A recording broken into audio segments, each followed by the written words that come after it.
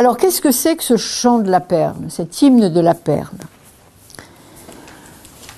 C'est un poème qui a été écrit, nous disent, c'est un texte apocryphe, on le trouve dans les apocryphes chrétiens.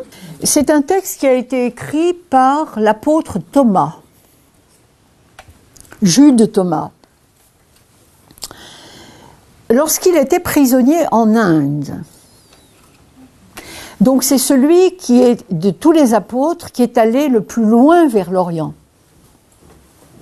C'est enfin authentique, autant que ce genre de choses soit authentifié par l'histoire. Mais aujourd'hui encore, on visite à Madras le tombeau de l'apôtre Thomas. Donc, il y a quand même un soubassement historique. Enfin, c'est pas ça qui nous intéresse le plus, si ce n'est que cet apôtre est allé en Orient, évangéliser, certes, mais enfin, il y est allé. Et il a écrit donc cet hymne de la perle,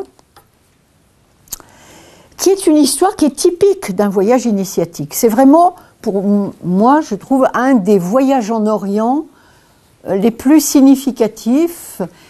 Alors, voyage en Orient, en même temps, il vient d'Orient et il quitte l'Orient. Ça peut paraître contradictoire, mais vous allez voir, ça ne l'est pas. Alors, ça raconte quoi, cet hymne de la perle? Et vous allez voir que c'est un récit qui a des connotations gnostiques incontestables. Et d'ailleurs, Corbin écrit à la fois du récit de l'exil occidental et de l'hymne de la perle.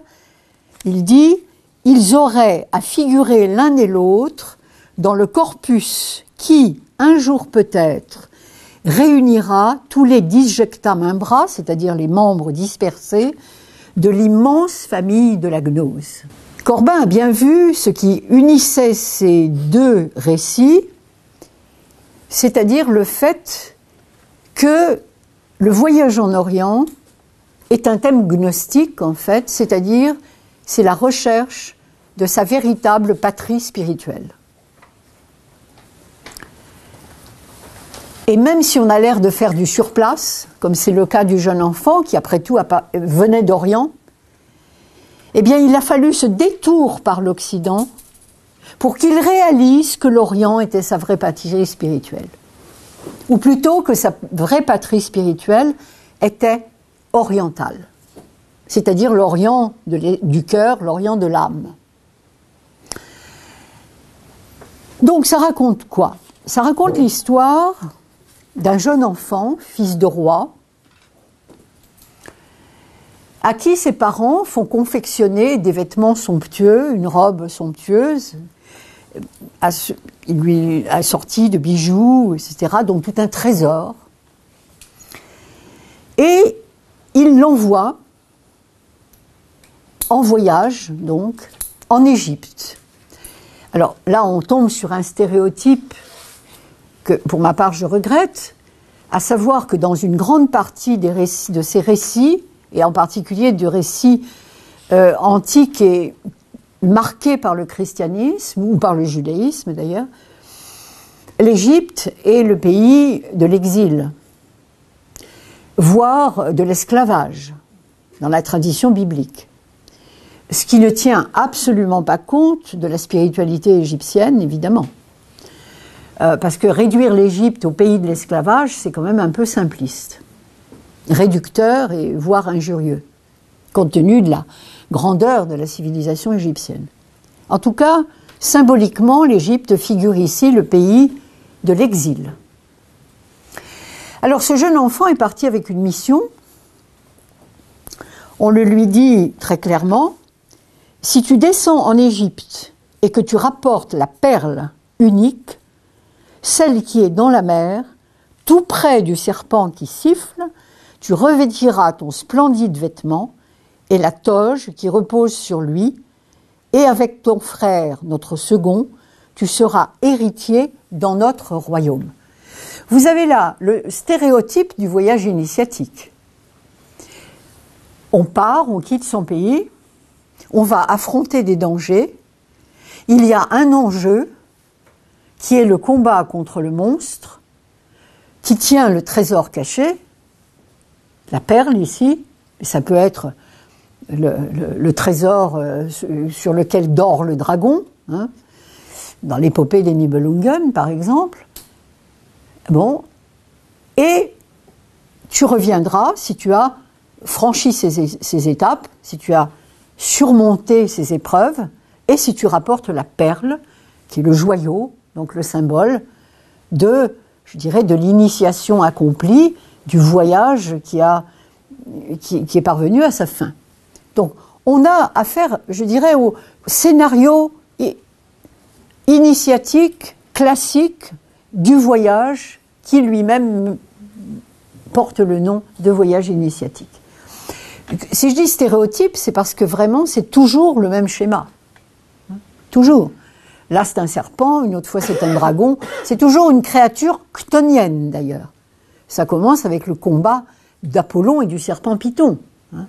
C'est toujours une créature appartenant à la terre, qu'il s'agit de vaincre, qu'il s'agit soit de tuer, soit de dominer. Alors, on va le voir, hein, parce que c'est un thème qui est ambigu, ça aussi.